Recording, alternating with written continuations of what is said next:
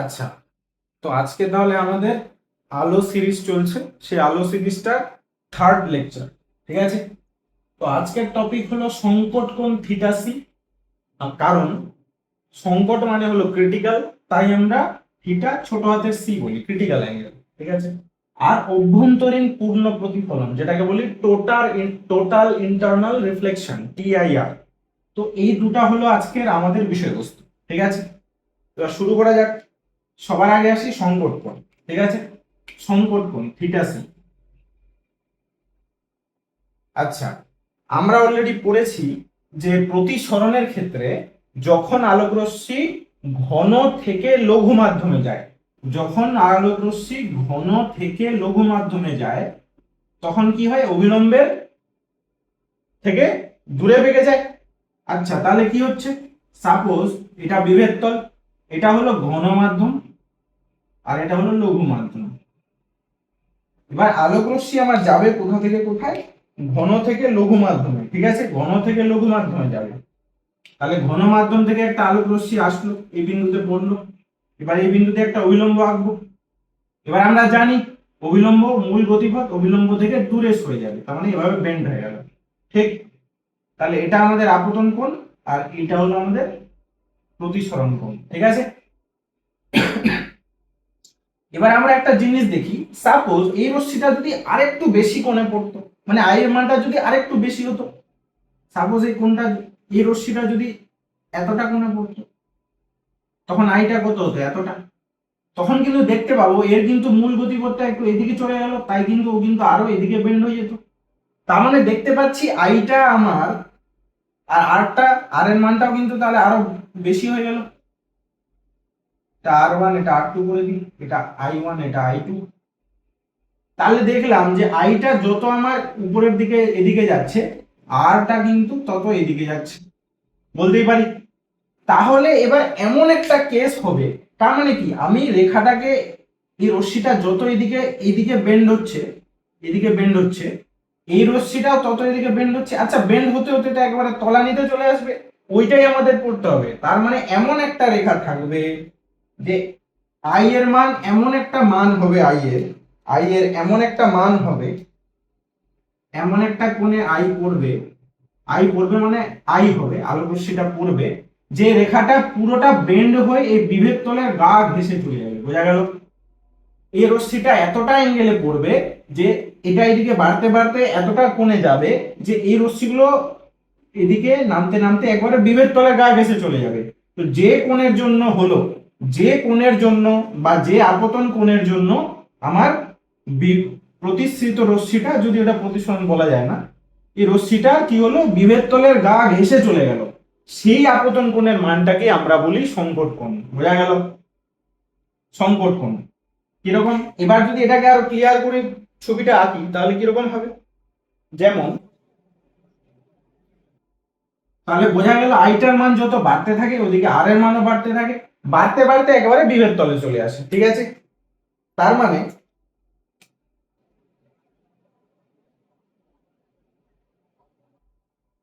আইটা আমার এমন কোণে আছে, এটা তাহলে আই। এবার এই আইটাকে আমরা কি বলি, সংকট কোণ, তাই হলে এটাকে লিখে দেবো থিটা সি। থিটা মানে কোণ বোঝায়, সি মানে যেহেতু ক্রিটিক্যাল অ্যাঙ্গেল, তাই এটা সংকট কোণ। তাহলে সংকট কোণে পড়লে রশ্মিটা কি হয়, এই বিভেদ তলের গা ঘেঁষে চলে যায়। বোঝা গেল। আচ্ছা, এক্ষেত্রে আই তো আমার থিটা সি, বিভেদ তলের গা ঘেঁষে গেলে আর কত। এবার আমরা জানি প্রতি সরণ বা প্রতিফলন যেটাই মানি, সে কোণটার মান কোথা থেকে হয়, আমাদের অবিলম্ব থেকে মাপতে হয়। তাহলে আমরা ভালো মতো দেখতে পাচ্ছি এখানে আর, যে আর কিন্তু 90 ডিগ্রি। তার মানে সংকট কোণের ক্ষেত্রে সংকট কোণের শর্ত কি, এক্ষেত্রে প্রতিফলন কোণ বা প্রতিসরণ কোণ যেটাই বলি, প্রতিফলন বলা উচিত, কারণ পরের মাধ্যমে তো যায়নি, তাই এটা থিওরিটিক্যালি প্রতিফলনই, কারণ ওই মাধ্যমেই আছে। তাহলে ওটার মান হয় 90 ডিগ্রি। বোঝা গেল, তাহলে সংকট কোণে প্রতিফলন কোণের মান কত হয়, 90 ডিগ্রি। বোঝা গেছে, তাহলে এমন কোণে পড়বে যাতে রশ্মিটা প্রতিফলিত ওই বিভেদ তলের গা ঘেঁষে চলে যায়। বোঝা গেল, তাহলে সংকট কোণ বলে। এবার এটাকে যদি আমরা স্নেলের সূত্র পড়ে এসেছি ওখানে বসিয়ে দেখি তো কি দাঁড়াচ্ছে। ঠিক আছে, আচ্ছা এই মাধ্যম থেকে এই মাধ্যমে গেল, তাহলে এটাকে ধরে নিলাম আমরা মাধ্যম এক, বা এখানে বলে যখন দিয়েছি ঘন থেকে লঘুতে যায়, তাহলে এটা এটা তাহলে ঘন মাধ্যম ধরে নিই, আর এটা লঘু মাধ্যম। কারণ ঘন থেকে লঘুতে গেলেই যেহেতু অবিলম্ব থেকে দূরে যায়, যেহেতু অবিলম্ব থেকে দূরে যায়, তাহলে কিন্তু এটা নিচে এসে এই বিভেদ তলে আসা সম্ভব। কিন্তু লঘু থেকে ঘনতে কিন্তু এদিকে বেন্ড হয়, তাই কখনোই এটা বিভেদ তলে আসতে পারবে না। তাই সংকট কোণের কেসটা কিন্তু সবসময় ঘন থেকে লঘু মাধ্যমেই সম্ভব। ঠিক আছে। আচ্ছা, এবার যদি আমরা এটাকে করি, স্নেলের সূত্র বসাই, আমরা স্নেলের সূত্র পড়েছি সাইন কি হয় আই, তাহলে আই কি লিখবো থিটা সি, কারণ থিটা সি দিয়ে আমাকে রাখতে হয়েছে, বাই সাইন, এটা হলো আপতন কোণ, আর বাই সাইন অফ প্রতিফলন প্রতিসরণ কোণ, তাহলে কি হবে আর কত হবে 90, তাহলে এখানে লিখবো সাইন 90, তাহলে সমান সমান কি আমরা জানি আপেক্ষিক প্রতিসরাঙ্ক, যে মাধ্যম থেকে যে মাধ্যমে যায়, যে মাধ্যম থেকে যায় ওটা কি হয় নিচে হয়, তাহলে মিউ, এটা কি লিখে দিচ্ছি আমি বাংলাতে ঘন বাই মিউ লঘু, বোঝা গেল। যেহেতু ঘন থেকে লঘুতে গেছে, যে মাধ্যম থেকে গেছে তার প্রতিসরাঙ্ক নিচে থাকবে, আর যে মাধ্যমে গেছে তার প্রতিসরাঙ্ক উপরে থাকবে। তাহলে কি দাঁড়ালো, এবার আমরা জানি যারা ত্রিকোণমিতি পড়েছি যে সাইন 90 এর মান হয় 1, ঠিক আছে, তাহলে সাইন 90 থেকে গুণ হয়তো 1 হয়ে যাবে, তাহলে আমরা বলতেই পারি যে সাইন থিটা সি সমান সমান লঘু মাধ্যমের প্রতিসরাঙ্ক বাই ঘন মাধ্যমের প্রতিসরাঙ্ক, বোঝা গেল। তাহলে এটাই হলো আমার সংকট কোণের মান। আমরা এখান থেকে সংকট কোণ কোন মাধ্যম থেকে কোন মাধ্যমে যাচ্ছে সেটার হিসাব করে আমরা কিন্তু সংকট কোণ বের করে নিতে পারি, যে আলোক রশ্মিটা কত ডিগ্রি কোণে পড়লে ওর আপতন কোণটা কত হলে কি হবে, প্রতিষ্ঠিত রশ্মিটা বিভেদ তলের গা ঘেঁষে চলে যাবে, বোঝা গেল। এবার উদাহরণস্বরূপ ধরে নিই কাঁচ থেকে জলে যাবে, কাঁচ থেকে বাতাসে আসছে কোন আলোক রশ্মি, কাঁচের ভেতর দিয়ে বাতাসে আসছে, ঠিক আছে, তাহলে কি হবে,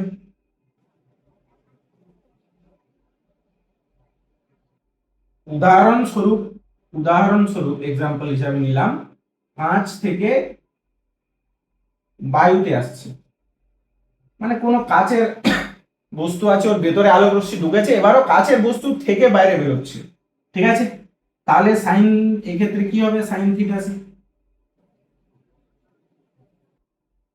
মিউ হয় মিউ অফ আমরা জানি লঘু বাই মিউ অফ ঘন, তাহলে এখানে লঘুটাকে বায়ু, তাহলে কি হবে মিউ বায়ু, আর এটা কাঁচ, আমরা জানি বায়ুর হয় 1 আর কাঁচের হয় 1.5, বোঝা গেল। তাহলে এখান থেকে আমরা বের করে নিতে পারি, এখানে যদি থিটা সিটা বের করি ওটা আসে 41.8 ডিগ্রি, অ্যাপ্রক্স 42 ডিগ্রির মতো। এটার মানে কি, যে একটা মাধ্যম আছে বিভেদ তল, নিচে সাপোজ কাঁচ আছে আর উপরে আছে বায়ু, তাহলে যদি একটা আলোক রশ্মি 41.8 ডিগ্রি কোণে এই আইটা এই কোণে যদি আপতিত হয় তাহলে কি হবে, প্রতিষ্ঠিত রশ্মিটা বিভেদ তলের গা ঘেঁষে বেরিয়ে যাবে, বোঝা গেল। এইভাবে বের করতে হয় সংকট কোণের মান, বোঝা গেছে। আচ্ছা, এবার তাহলে সংকট কোণ বোঝা গেল, যে আপতন কোণের এক প্রথম কেস তো মানে প্রথম কন্ডিশন তো হলো লঘু থেকে ঘন না, ঘন থেকে লঘু মাধ্যমের ক্ষেত্রেই কি হবে সংকট কোণ বের করা সম্ভব। দ্বিতীয় দ্বিতীয় সিদ্ধান্ত, একটা সিদ্ধান্ত পেলাম যে সংকট কোণে প্রতিসরণ কোণের মান কত হয় 90 ডিগ্রি হয় আর 90 ডিগ্রি হয়, ঠিক আছে, আর যখন সংকট কোণে পড়বে তখন কি হয় বিভেদ তলের গা ঘেঁষে রশ্মিটা বেরিয়ে যাবে, বোঝা গেল। এটা গেল সংকট কোণ। এবার এর সাথেই রিলেটেড টপিক হলো আমার অভ্যন্তরীণ পূর্ণ প্রতিফলন। নামটা শুনেই বোঝা যাচ্ছে কিছু একটা অভ্যন্তরীণ ঘটনা ঘটছে, পূর্ণ প্রতিফলন মানে কি পুরোটাই প্রতিফলিত হয়ে যাচ্ছে, কিরকম ব্যাপারটা। এবার আমরা আসবো অভ্যন্তরীণ পূর্ণ প্রতিফলন বা টোটাল ইন্টারনাল রিফ্লেকশন টিআইআর, বোঝা গেল এইটা অভ্যন্তরীণ পূর্ণ প্রতিফলন। আচ্ছা, এখনই আমি জিনিসটা দেখালাম যে এই যে দেখালাম যে আপতন কোণ যখন থাকে কিছু একটা ঘন থেকে ঘন থেকে লঘু মাধ্যমে গেলে অভিলম্বের দিকে বেঁকে যায়। এবার আমি দেখাচ্ছিলাম যত কোণটা এদিকে যাচ্ছিল, যত বাড়ছিল কোণটা, তত কি হচ্ছিল, এদিকে বেন্ড হচ্ছিল। এভাবে কি হচ্ছিল, সংকট কোণে এসে আমার একেবারে বিভেদ তলের গা ঘেঁষে চলে যাচ্ছিল, তাই তো। সংকট কোণে এসে কি হলো, একেবারে বিভেদ তলের গা ঘেঁষে গেল। আচ্ছা, আমি তো তার মানে বুঝলাম যত এদিকে কোণটা যাচ্ছে, যত কোণটা এভাবে বাড়বে, এটা আরো বেন্ড হবে। এটা তো বিভেদ তল অব্দি পৌঁছে গেছে। এবার যদি এই রশ্মিটাকে আমি আরো বেন্ড করি, তাহলে এটা আরো নিচে বেন্ড হবে। তখন কি হয় যে যদি আমি এটা সংকট কোণ, তখনও বিভেদ তলের গা ঘেঁষে ছিল। এবার কোণটা যদি আমি সংকট কোণ থেকে একটু বাড়িয়ে দিই, যদি এটা আর একটু বড় হয়ে যায়, তাহলে এই রশ্মিটা কিন্তু আরো বেন্ড হবে। তখন কি হয়, ও কিন্তু নিজের মাধ্যমেই ফিরে চলে আসলো। এটা কিন্তু আর প্রতিসরণ থাকলো না, কারণ ওই মাধ্যমে আর নেই, ও নিজের মাধ্যমেই ফেরত চলে আসলো। তো নিজের মাধ্যমে ফেরত চলে আসলে এটাকে কি বলি, প্রতিফলন হয়ে গেল। বোঝা গেল? অভ্যন্তরীণ মানে কি, নিজের ভেতরেই আবার প্রতিফলিত হয়ে গেল। অভ্যন্তরীণ আর পূর্ণ, পুরোটাই প্রতিফলিত হয়েছে।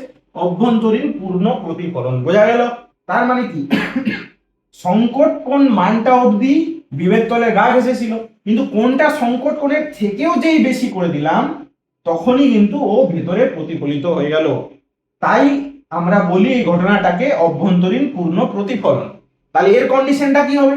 এর কন্ডিশনে কি ছিল, আমরা পেয়েছিলাম যে সাইন থিটা সি যেটা ছিল, ওটা কি ছিল, আপেক্ষিক প্রতিসরাঙ্ক মানে মিউ লঘু বাই মিউ ঘন সমান। কিন্তু এর মানটা তো, এটা হলো সাইন থিটা সির কন্ডিশন। কিন্তু যদি অভ্যন্তরীণ পূর্ণ প্রতিফলন ঘটাতে হয়, তাহলে কোনটা কি লাগবে, আমার থিটা সির থেকে বড়।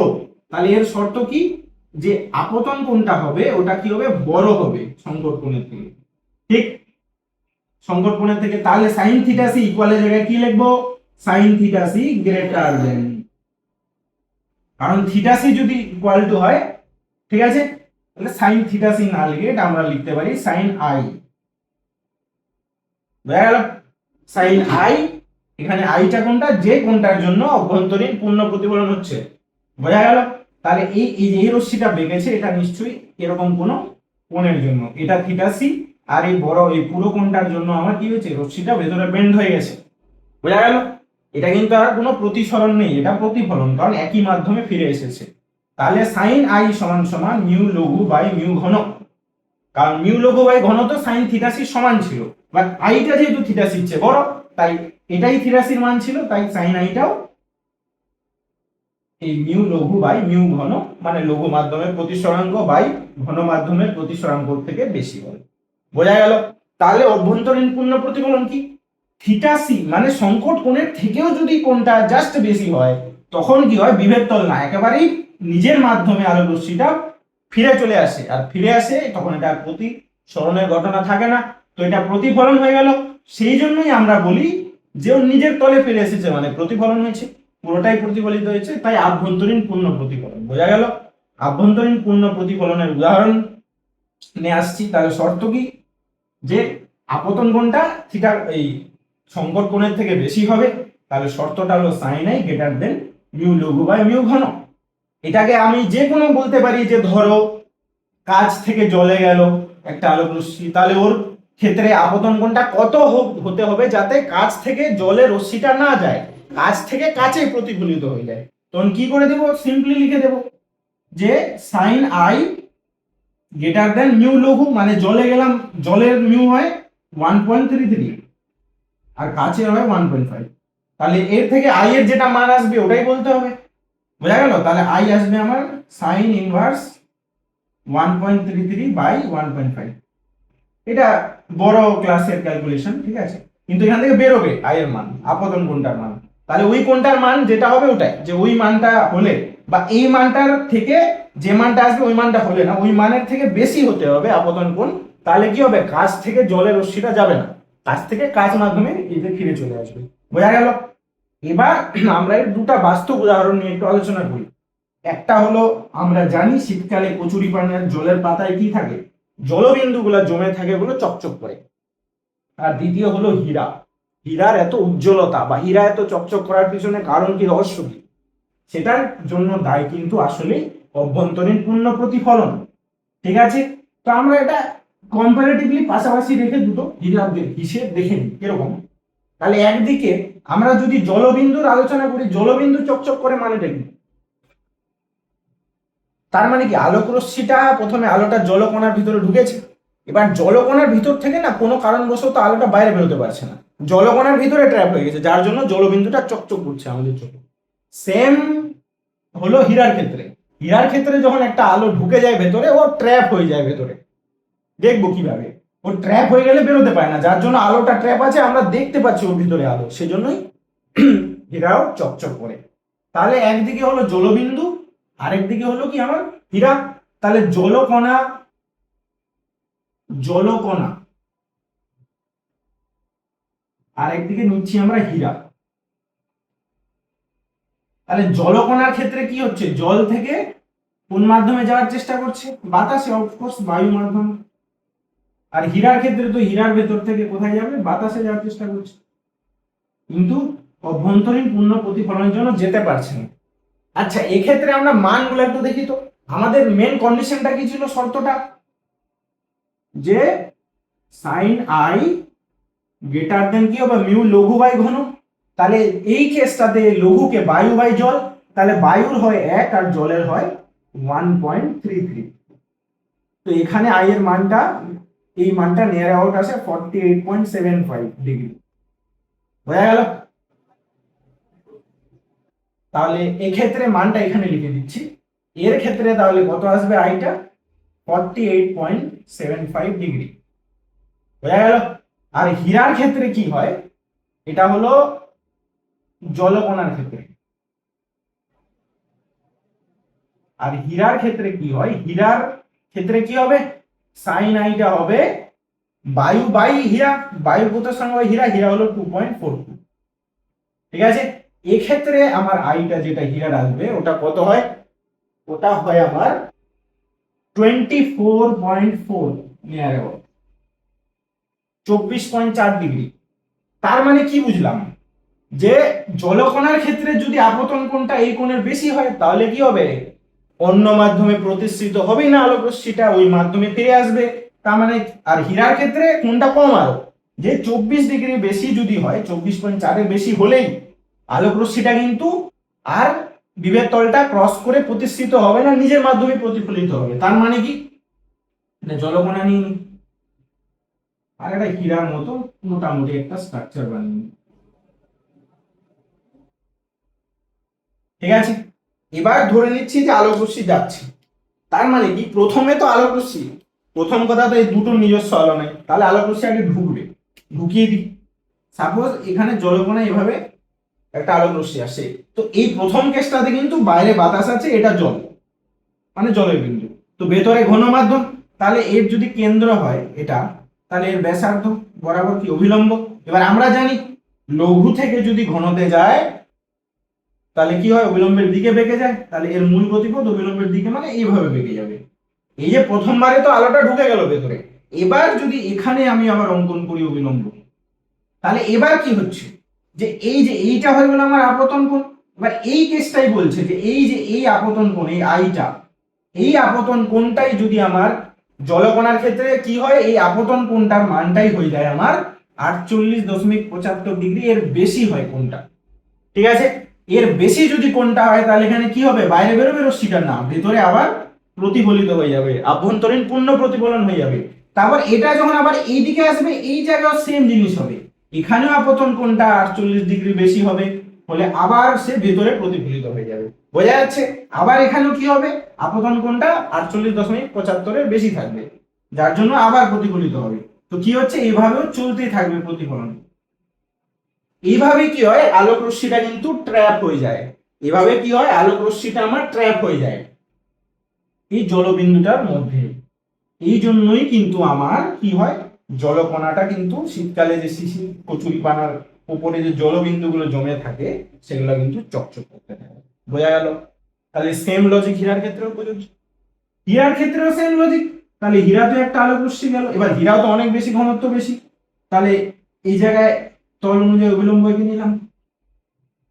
ঘন থেকে লঘুতে গেলে কি হবে, দিকে বাড়বে, প্রথমবারে তো ঢুকে যাবে, তারপরে আবার সেই একই ঘটনা, এই আলোক রশ্মি যখন এই তলে পৌঁছাবে এবারও হীরা থেকে বাইরে বেরোতে যাচ্ছে, এবার আপতন কোণ এখানে যেটা হবে, এই আপতন কোণটাও কি হবে 24.4 থেকে বেশি হবে।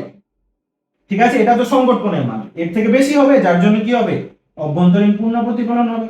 এখানেও সেম ঘটনা ঘটবে, আবার প্রতিফলিত হবে, এখানেও সেম ঘটনা হবে, কোণ বেশি হবে 24.4 সেম, এটা কি হবে অনবরত চলতেই থাকবে। বোঝা গেল, অনবরত চলতে থাকবে। ঠিক আছে, তবে হীরার ক্ষেত্রে একটা জিনিস বলে দিই, যে তার মানে কি, হীরা, এবার আমরা তো জানি যে ন্যাচারাল হীরা তো এত সুন্দর শেপে থাকে না, শেপ দেওয়া হয় হীরাকে কেটে, তাই তো, সেটা ন্যাচারাল হোক আর্টিফিশিয়াল হোক। তো হীরাকে শেপ কেন দেওয়া হয়, কারণ হীরাকে ওইভাবে হিসেব করে শেপ দেওয়া হয়, ওর কাটগুলো ওইভাবে কাটা হয় যাতে আলোক রশ্মিটা ট্র্যাপ হয়ে থাকে সব সময়, যাতে আলোক রশ্মিটা কি হয় সব সময় ওর ভেতরে যখন আপতন কোণটা হবে ও 24.4 থেকে বেশি হয়, তাহলে কি হবে আলোক রশ্মিটা, যত বেশি আলোক রশ্মি ট্র্যাপ হয় যতক্ষণ বেশি থাকে যাবে ততক্ষণ ধরে কিন্তু হীরা চকচক করবে। বোঝা গেল, তার মানে একটা জিনিস বুঝতে পারলাম যে হীরাকে যত প্রেসাইজ, যত সূক্ষ্মভাবে কাটা যাবে তত ভালো কিন্তু হীরা উজ্জ্বল হবে। এই জন্যই কিন্তু হীরার এই যে প্রেসিজন কাট, এই সূক্ষ্ম কাটের উপরেও কিন্তু হীরার গ্রেডিং হয়, যে হীরা যত ভালো হবে, যত অ্যাকর্ডিং টু দিস কন্ডিশন, এই শর্তানুযায়ী যত ভালোভাবে কাটা হয় সেই হীরা তত বেশি উজ্জ্বল, তার গ্রেড তত বেশি, আর তার মূল্যও কিন্তু তত বেশি। বোঝা গেল, তাহলে বুঝলাম আমরা সংকট কোণ। সংকট কোণ কি, যে কোণে আপতন কোণ, মানে আপতন কোণের যে মানের জন্য আলোক রশ্মিটা কি বিভেদ তল গা ঘেঁষে চলে যাচ্ছে, এটা সংকট কোণ। ওর শর্ত দেখলাম, কাচের ক্ষেত্রে দেখলাম 42, 41.8, নিয়ার অ্যাবাউট 42 ডিগ্রি হয়। এবার আসলাম অভ্যন্তরীণ পূর্ণ প্রতিফলন। তাহলে অভ্যন্তরীণ পূর্ণ প্রতিফলনে কি হচ্ছে, কোণটা জাস্ট সংকট কোণের মানকে একটু বেশি হয়ে গেলেই সেই যেটা বিভবতলের গা ঘেঁষে যাচ্ছিল সেটা আবার একই মাধ্যমে প্রতিফলিত হয়ে যায়, সেই জন্য সেই ঘটনার আগে বলি অভ্যন্তরীণ পূর্ণ প্রতিফলন। ওর শর্তটাও দেখলাম যে সাইন আই গ্রেটার দেন কি হবে সংকট কোণের মান, সংকট কোণের মান ছিল লঘু মাধ্যমের প্রতি সরাঙ্ক বনাম বা বাই ঘন মাধ্যমের প্রতি সরাঙ্ক। সেটা করে কিন্তু আমরা জলকণার হীরার সেই কোণের শর্তটাও বের করে নিলাম, যে আপতন কোণের মানটা কত ডিগ্রির বেশি হতে হবে, জলের ক্ষেত্রে 48.75 ডিগ্রির বেশি হলেই হবে, আর হীরার ক্ষেত্রে 24.4 ডিগ্রির বেশি হলেই কিন্তু হবে। তাহলেই কিন্তু আর রশ্মিটা বাইরে যাবে না, বিভেদ তলের গাও ঘেঁষে যাবে না, ভেতরে প্রতিফলিত হয়ে যাবে, তাহলেই অভ্যন্তরীণ পূর্ণ প্রতিফলনের ঘটনাটা ঘটতে থাকবে। বোঝা গেল, এইভাবেই কিন্তু জলকণা আর হীরা দুটোই চকচক করে। আর হীরার ব্যাপারটাও বললাম, ঠিক আছে। হায়ার ক্লাসে আরেকটা জিনিস আছে, আমি একটু বলে দিই, যেটাকে আমরা বলি অপটিক্যাল ফাইবার। ঠিক আছে, অপটিক্যাল ফাইবার হলো যেটা আমরা ব্রডব্যান্ড কানেকশনে ইউজ করি। তো অপটিক্যাল ফাইবারেও কিন্তু সেম জিনিস হয়। অপটিক্যাল ফাইবারে কি হয়, শর্টে বলে দিচ্ছি এটা। অপটিক্যাল ফাইবার, অপটিক্যাল ফাইবারে আমরা যে ব্রডব্যান্ড ইউজ করি ওখানে যে সিগন্যালটা যায় না, ওটা অ্যাকচুয়ালি আলোক রশ্মি রূপে যায় সিগন্যালটা, এটা ফাইবার হয়। এখানেও সেম টু সেম জিনিস হয়, যে আলোটা যখন যায় না ট্রাভেল করে প্রথমে এখানে ধাক্কা খায়, এবার আবার সেম টু সেম এখানে আপতন কোণটা কি হয় সংকট কোণের বেশি হয়, এখানেও কি হয় I greater than theta C, তাহলে কি হয় ও বাইরে না বেরিয়ে আবার ভিতরে প্রতিফলিত হয়ে যায়, আবার এখানে এসে ধাক্কা খায়, এখানেও কি হয় এই আইটা গ্রেটার দেন থিটা সি হয়, আবার প্রতিফলিত হয়ে যায়। বোঝা গেল, এইভাবে কি হয় ও চলতে থাকে, এরকম করে প্রতিফলিত হতে হতে যায়। অপটিক্যাল ফাইবারে এইভাবেই সিগন্যালটা আলোক তরঙ্গ রূপে যায়। বোঝা গেল, আমরা যে ব্রডব্যান্ড কানেকশনটা ইউজ করি এইভাবে। ঠিক আছে, তাহলে আশা করি এই ভিডিওটার পর সংকট কোণ আর অভ্যন্তরীণ পূর্ণ প্রতিফলন সম্পর্কে কোনো মানে কনসেপ্ট ভালো মতো ক্লিয়ার হয়েছে। তাও ডাউট থাকলে তো কমেন্ট সেকশন খোলাই আছে, আর যারা পার্সোনালি আমাকে চেনে তারা হোয়াটসঅ্যাপে জিজ্ঞাসা করতে পারে। ঠিক আছে, তাহলে বোঝা গেল। তাহলে ঠিক আছে, আজকে লেকচার 3 কমপ্লিট এখানেই। একদিন পরে লেকচার করে আবার দেখা হচ্ছে তখনকার জন্য। ঠিক আছে, এখনকার জন্য বাই বাই।